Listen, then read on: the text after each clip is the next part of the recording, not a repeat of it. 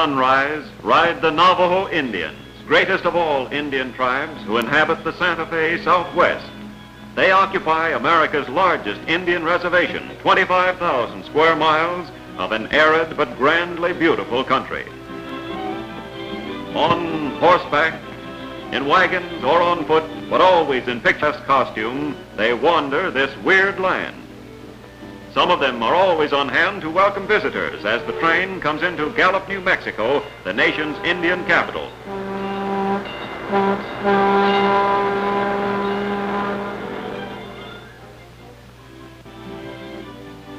The Navajo Reservation, located in New Mexico and Arizona, is easily accessible from Santa Fe trains.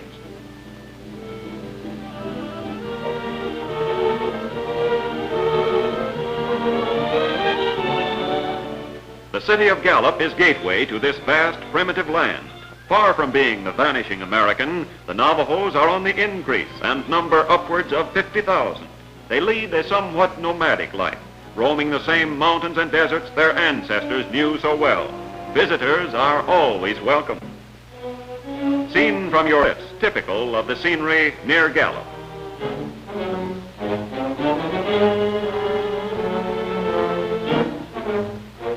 But let's be on our way into the Navajo Reservation. Window Rock is in the heart of the Navajo country. It takes its name from the peculiar rock formation carved by the elements in the side of a high cliff. And in a window, seen through this opening, are the buildings and grounds of Diné. Nearby is St. Michael Mission, and operated by Franciscan brothers who early won the confidence of the Navajos. Indian day schools are scattered over the reservation. Famous is Ganado Mission and Hospital, with its nurses' training school for Navajo girls. Hubbell's trading post at Ganado is the same today as when built in 1873. All these are typical of what the white man has done for the red man. But even so, the Navajo retains his ancient tribal customs. It is spring in the Navajo country, and Indian riders slowly drive their sheep toward a corral for the shearing which follows the lambing season. Desert mesas echo with the voices of the sheep herders. They sing their riding song. This country of pinon, cedar, and sagebrush abounds in grama grass, good range beef.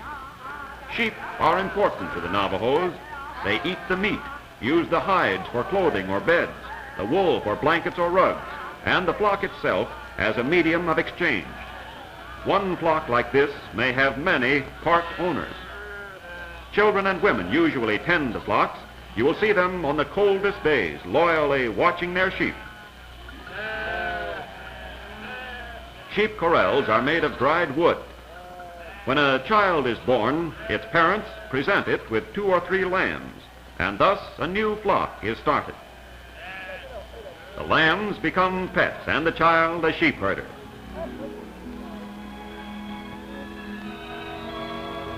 Well, well, look here, a hungry youngster after his breakfast. He's getting it, too. Preparations are underway for the shearing. A wool sack is made ready for filling.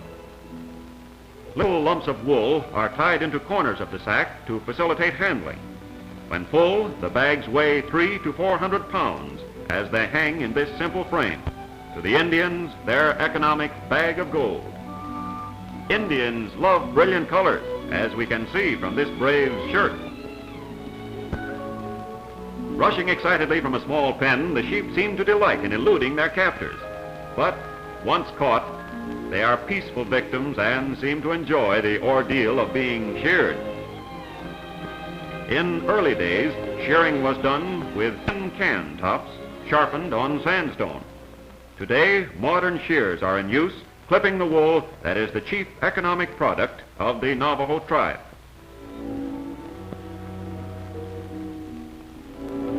Shorn of its woolly coat, this sheep really looks and feels a little silly. Oh, well, back to the range to grow another crop. The sheared wool is carefully gathered up. None of it is wasted.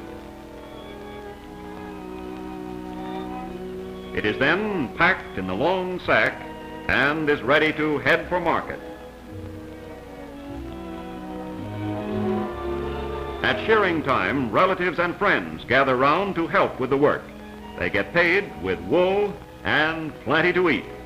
Because the Navajo method of earmarking sheep was confusing, they are now branded with black paint at government request.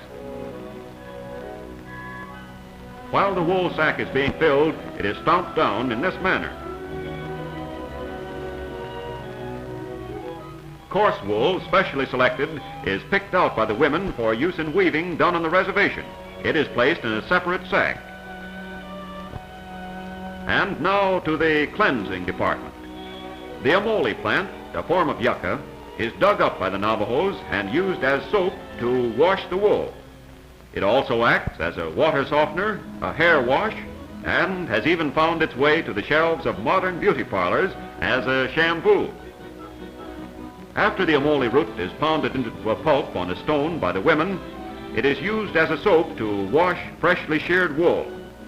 After years of living in a barren land, the Navajos have learned to make exhaustive use of Mother Nature's natural supplies. As you can see, Navajo women are practical-minded. They bury the wash tub so it won't go scooting out from under as they bend over their work. Yes, it's a far cry from this ancient method to Madame's modern labor-saving washing machine. If necessary, the wool is washed several times. The root soap cuts the grease and dirt from the wool, leaving it fluffy and soft.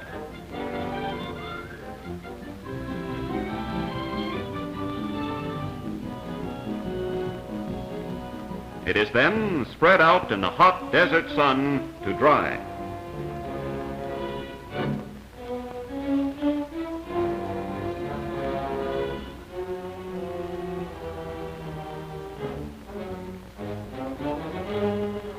The cleaned wool is used by the Navajo women to weave the far-famed Navajo blanket or rug.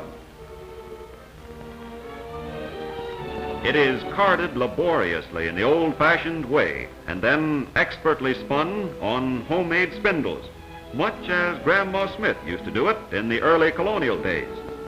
This part of the work is usually done by the older women. The squaws do everything connected with producing blankets or rugs, from tending the flocks to spinning and weaving.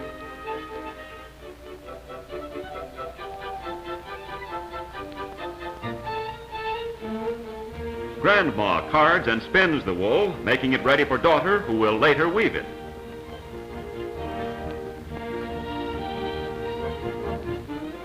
Although the women have found that store dyes are easier to handle and much less trouble, the native dyes are still often prepared to color the wool used in blankets which have made the Navajo known throughout the world.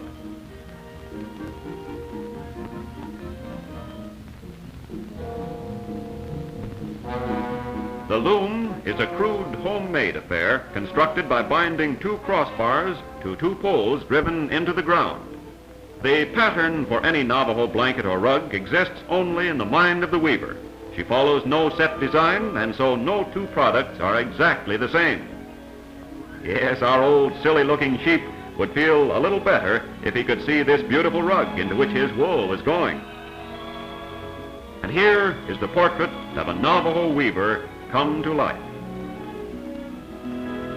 With flying fingers, the weaver places the weft threads through the suspended warp threads and battens them down with a smooth, flat stick. Navajo girls start learning to weave at 2 years of age, under the watchful eye of their mothers, of course. And speaking of eyes, notice the young ladies.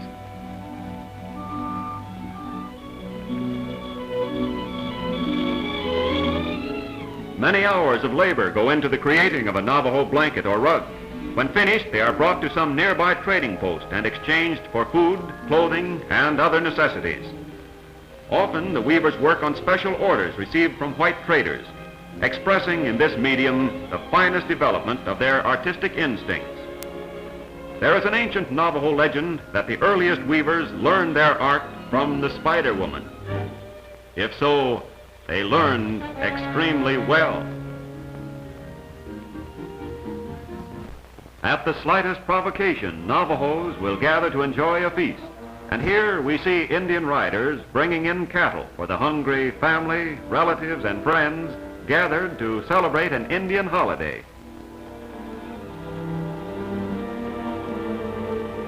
The Navajo men prepare fresh beef for the feast. And the women follow through by cutting up the meat for stew or broiling on an outdoor bed of hot coals.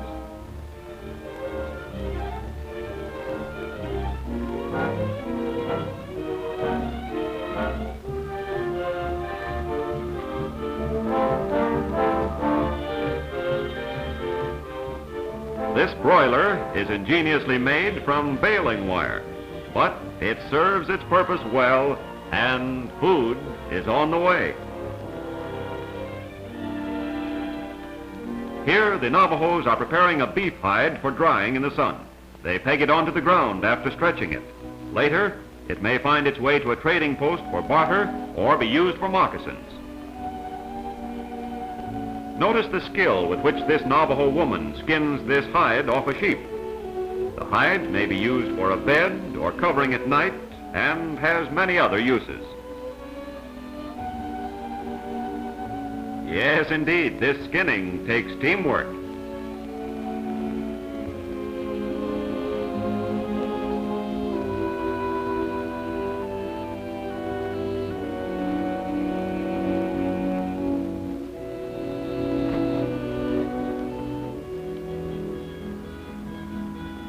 This trading post on the banks of the Pueblo, Colorado Creek is deep in the Navajo Reservation.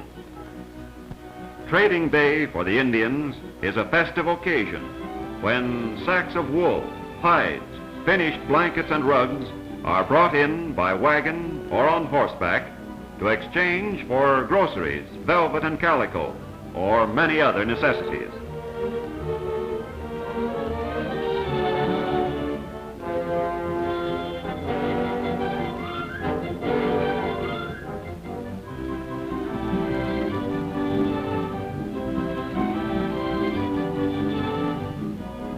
Visiting reaches a high point at the trading post, and bits of news are heard and overheard. The bartering goes on with a genial white man who is patient and understanding in dealing with his Indian customers. Navajos have a rich sense of humor and enjoy a good joke or wisecrack, and the trader brightens up proceedings with a few good ones he picked up from the tribal comedian. Watch this couple as they deal with the man behind the counter.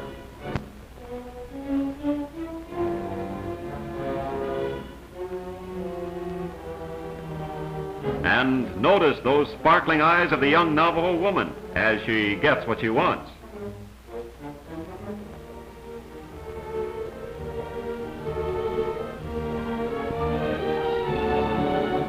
And today, Father Navajo wants a new bridle for his favorite horse.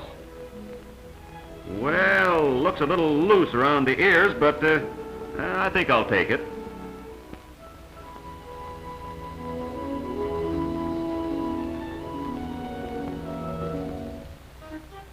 Yes, sir, that looks all right.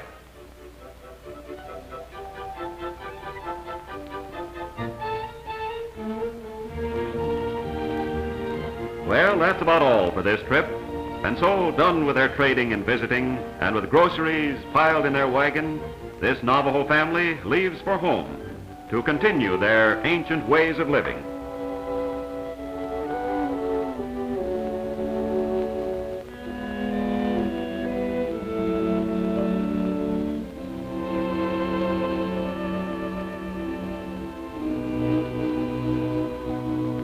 The Navajo shoe problem? Well, that was solved many generations ago. Let's watch a pair of 11 double A's made to measure, shall we? Before working a cowhide into new moccasins, it is buried in damp earth to soften.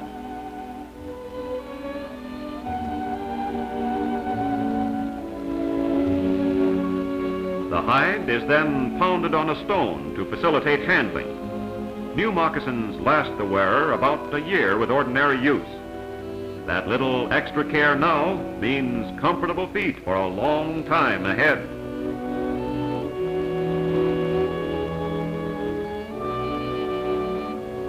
After measuring the foot, the leather is selected.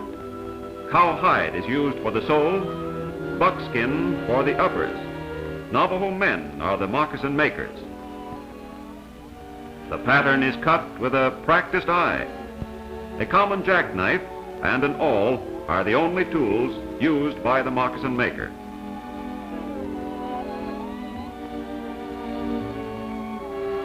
The awl is sharpened on sandstone.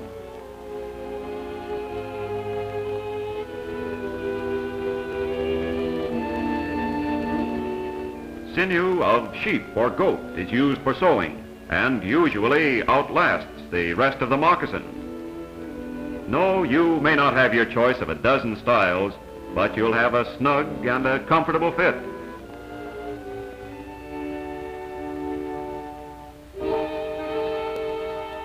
Well, here's a novel and a practical method to soften up a moccasin in the making. Yes, tasty too. And even Junior gets fitted for footwear.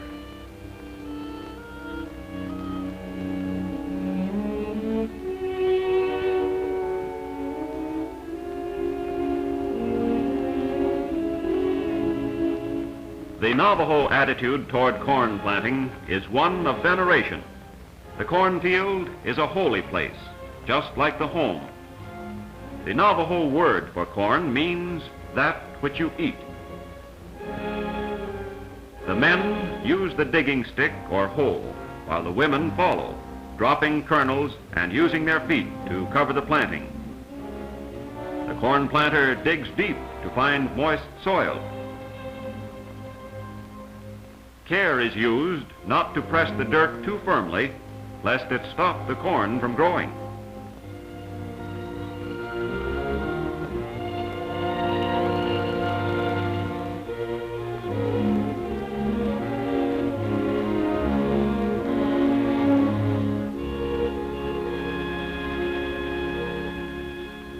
The colorful fruit of the corn harvest is ready for grinding and use in tasty Indian dishes. Navajo jewelry remains on the hands of the women as they go about their work. Work still performed in the ancient manner of early Navajo tribes. One of the most necessary of these tasks is the grinding of the corn that is an essential part of the Navajo diet.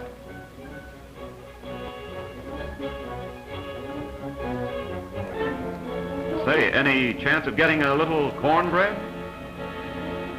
No, evidently not. Aha, but this healthy-looking Navajo mama is making some tortillas, Indian style. Yes, she looks as though she may have sampled several on the side from time to time, too.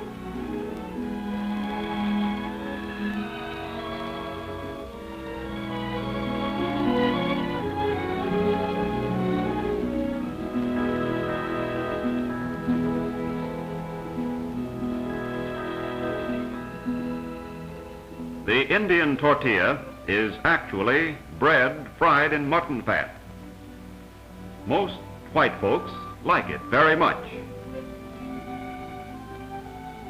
Yes, indeed, it looks mighty good from here.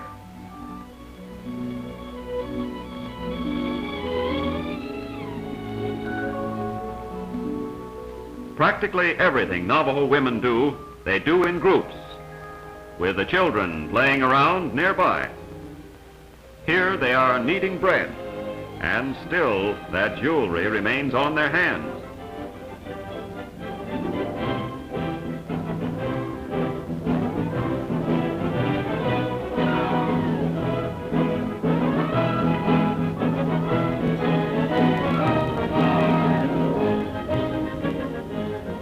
After the dough is kneaded, it is cut into loaves, much like Mother used to do it.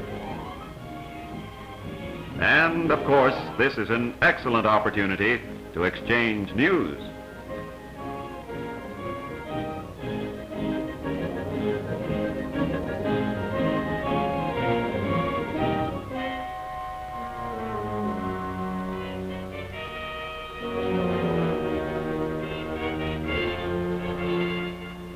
Wood is chopped by this young athletic squaw to make fire in the baking ovens nearby.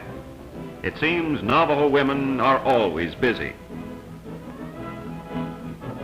Say, she's handled that axe before.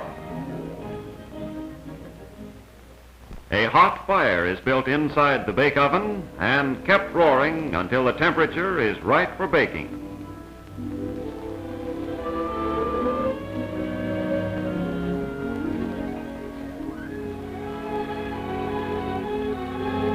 Then the coals are removed and the oven swept and cleaned.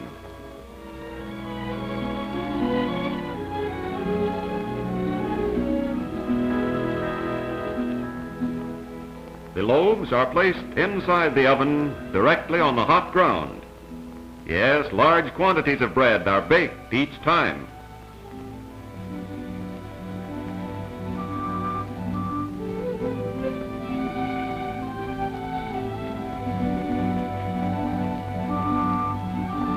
The opening in the top is used as a damper to control the heat.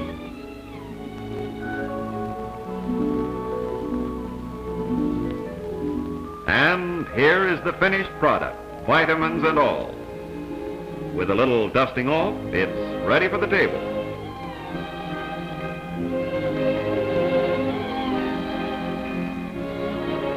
Gather round the festive board, Papa Navajo. Here come your bread bakers. For a look at the artistic side of Navajo life, we visit a silversmith at his outdoor workshop and arrive just as a customer rides up to do some outdoor window shopping. As usual, greetings are exchanged first. Then wares are brought out for inspection. A newly made concho belt is displayed. Yes, very pretty. No, have to have a little better crop of wool before I can afford that.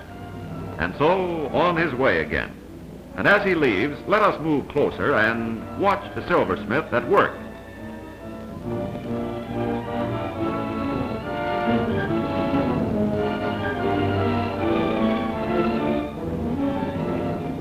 All Navajo silver work is manufactured by the men, and the art requires exact skill with the crudest of equipment.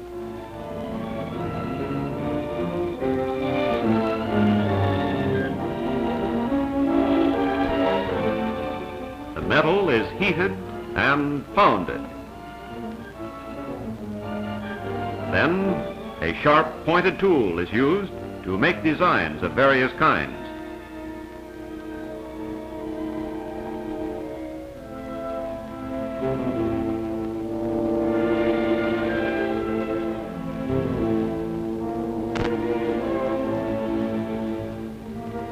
And the final polishing finishes the job.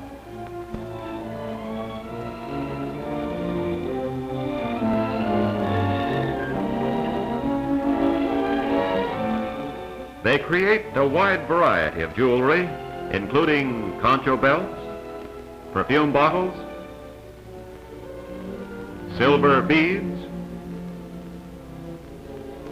bow plates, and other decorative gifts which find their way through the trading posts to modern stores and a ready market. Navajo jewelry plays a prominent part in getting married. Navajos marry early in life, and choosing a bride follows an age-old custom. Let's watch while the father of the groom approaches the family and offers gifts.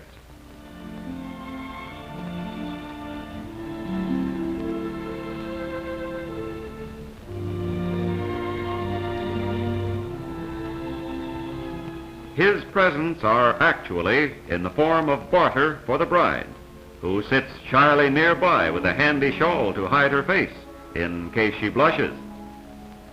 She listens attentively as her parents praise her virtues and try to add another horse to the barter price as they look over the gifts.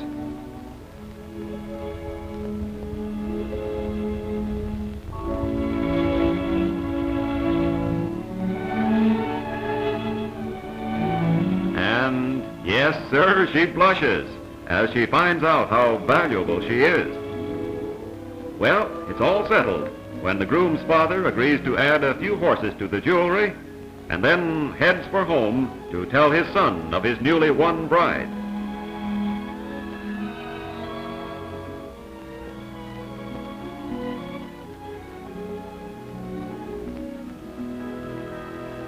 Horses of the groom's father are rounded up.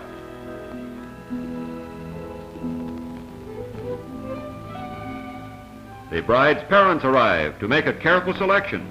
They may receive from 1 to 10 horses for marrying off their daughter. And now we have a Navajo wedding to attend.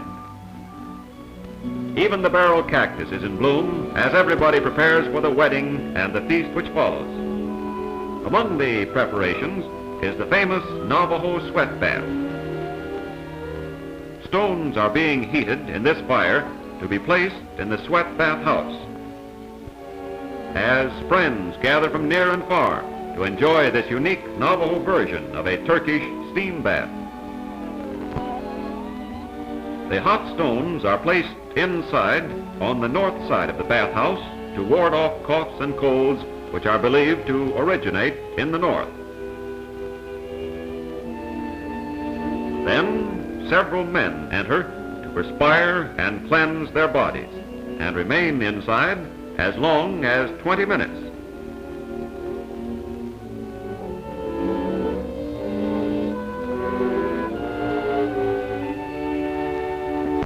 A blanket is placed over the door to keep the steam in. Yes, everybody inside seems to be steaming beautifully.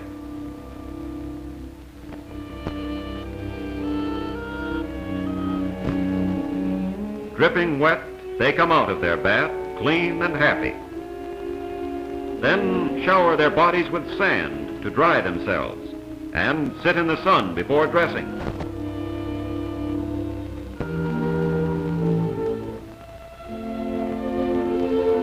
They bathe this way about once a week. On the way to the wedding, we stop in front of this Navajo Hogan to watch a bit of family life that is familiar all over the world, preparing baby for a nap. Navajo babies are beautiful with huge eyes and bulging cheeks. Baby is placed on an Indian cradle made of a flat board with a little canopy to offer shade. The mattress on the cradle is cedar bark, dried and softened. Yes, substitute for that well-known three-cornered affair.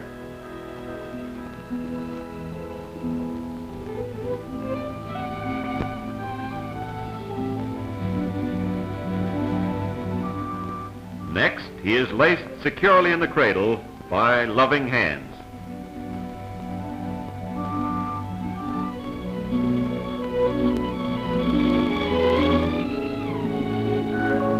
Baby is then ready for lunch and a nap, just like babies all over the world. The sharp sun disturbs this little one, though, and so the mother, like all mothers, knows the answer, a light lunch. And neither sun, moon, or stars will bother baby as he slips into dreamland.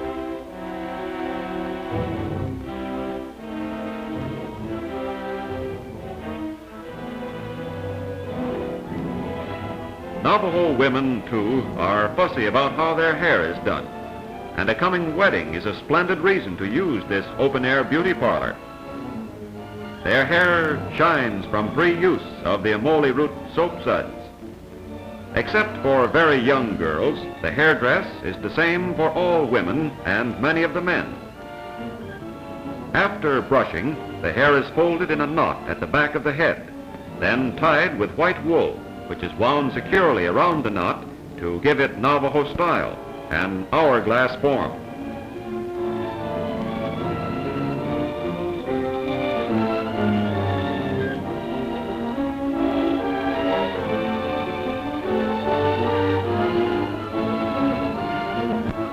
Most Navajo women have a luxuriant growth of hair and naturally want to look their best. The bride and groom are bright-eyed and waiting. The medicine man is ready to conduct the ceremony. Let's listen. Kosket aarde. Diné.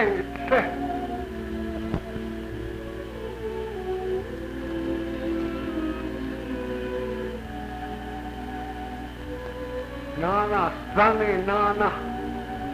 Kanada Diné.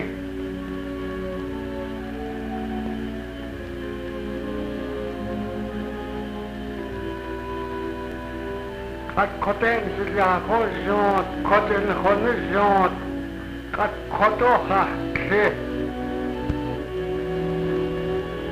Kotoha sto, kotosto, kotonana, kototo, kotosto, kotonana.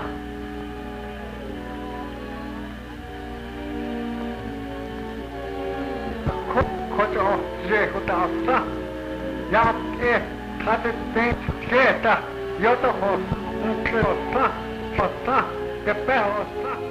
A handshake of congratulations from the medicine man, and the couple will be Mr. and Mrs. Navajo.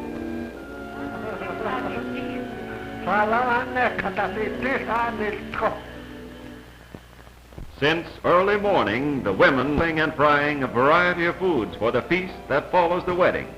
Always there is mutton, product of their beloved sheep. It is roasted, stewed, barbecued, and fried, and served with whatever delicacies the trading post affords. Everybody at the wedding has a good meal and a good time.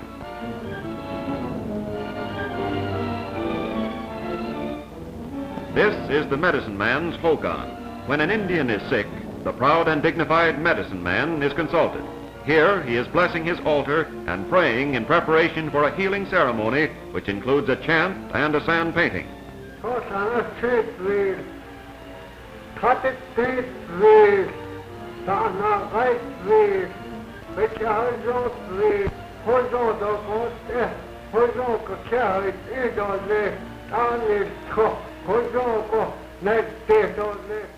He blesses the altar with sacred meal, all the while saying a prayer to the many gods of the Navajo world.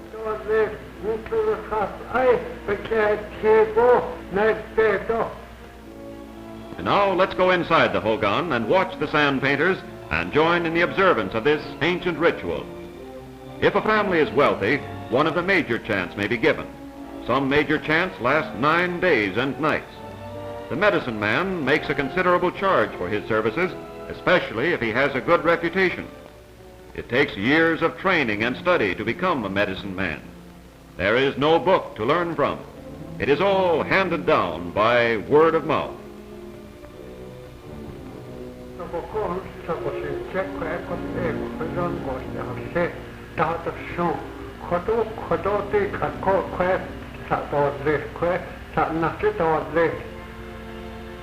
The solemn-faced medicine man carefully outlines the design of the sand painting, and an assistant as carefully sketches it in the plain sand.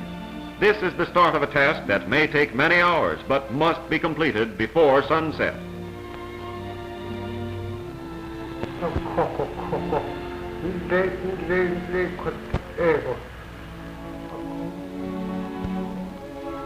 The medicine man continues directing the painting, one of the Navajo male shooting chant sand paintings.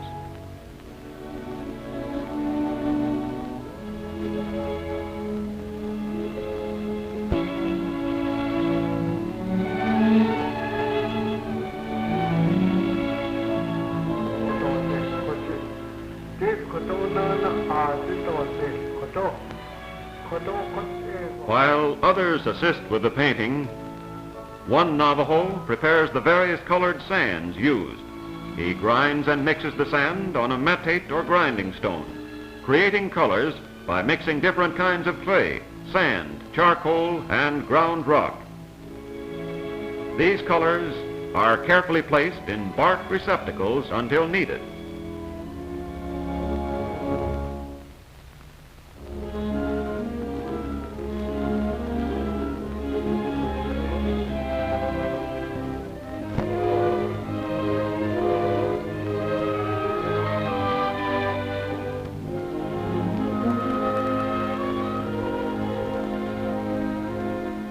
Guided by the medicine man, who is supreme in this ceremonial, the expert fingers and practiced hands of the helpers bring into bold relief the shape of the painting.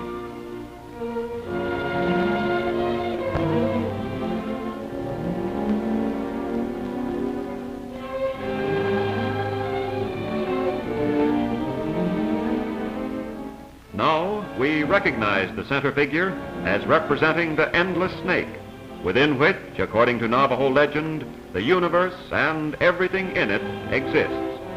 When completed, it will be surrounded by 4 smaller snake figures placed in the 4 cardinal points.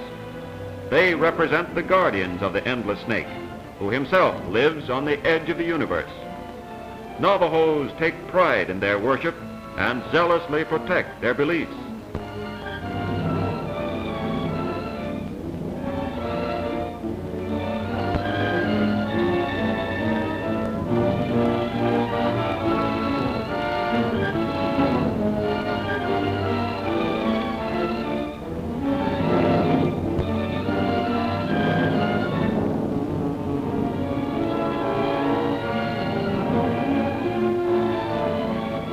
We watch strangely fascinated as this weird picture reaches its climax. It leaves little doubt that this ancient custom of the Navajos, peculiarly their own, has been handed down from generation to generation.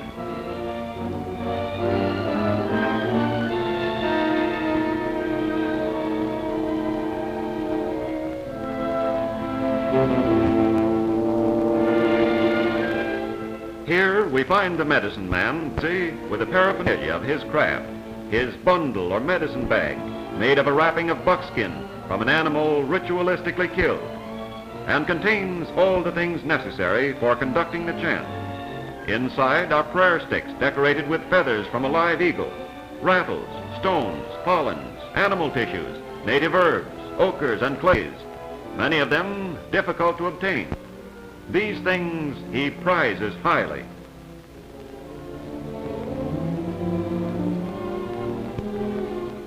With the painting finished, the medicine man carefully places the fetishes or prayer sticks at the correct points on the sand painting, where the gods they invite to the ceremony will not fail to see them.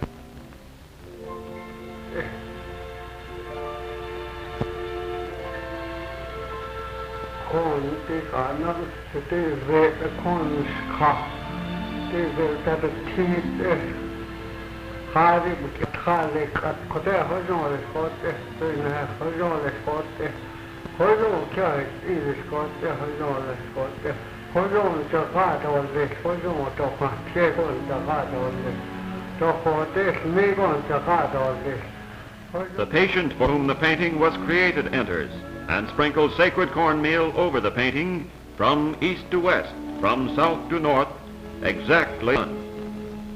Hot coals from a fire are brought in and placed in front of the painting.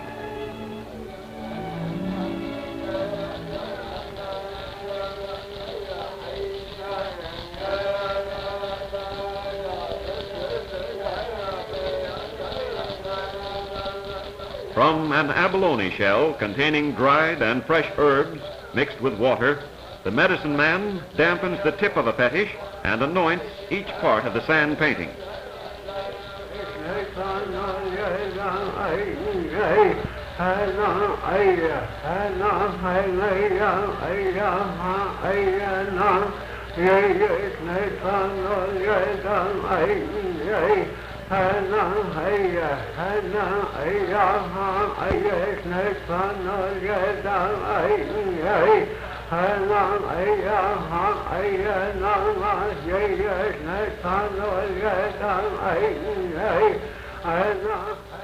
Then, stripped to a loincloth, the patient seats himself in the center of the painting.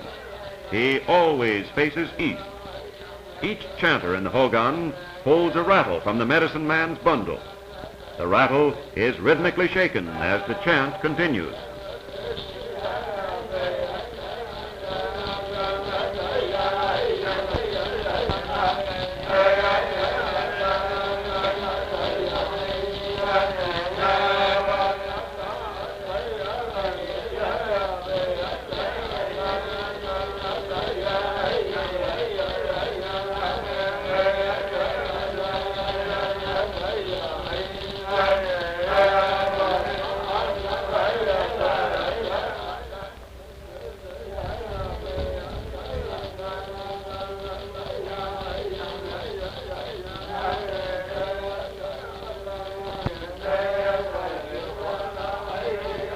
The patient is offered sacred medicine, which has been blessed with the strength of the sand painting. A helper places hot coals in front of the patient. The medicine man drops some sacred incense upon the coals. The patient touches the coals with his hands, inhales the fumes from the incense, rubs his head, and rises to his feet, convinced that what he has experienced will help him. Before the sun sets on this day, every trace of the sand painting must be systematically destroyed by the medicine man, and the sand used taken aside and deposited in each cardinal direction at a place carefully stipulated by the medicine man.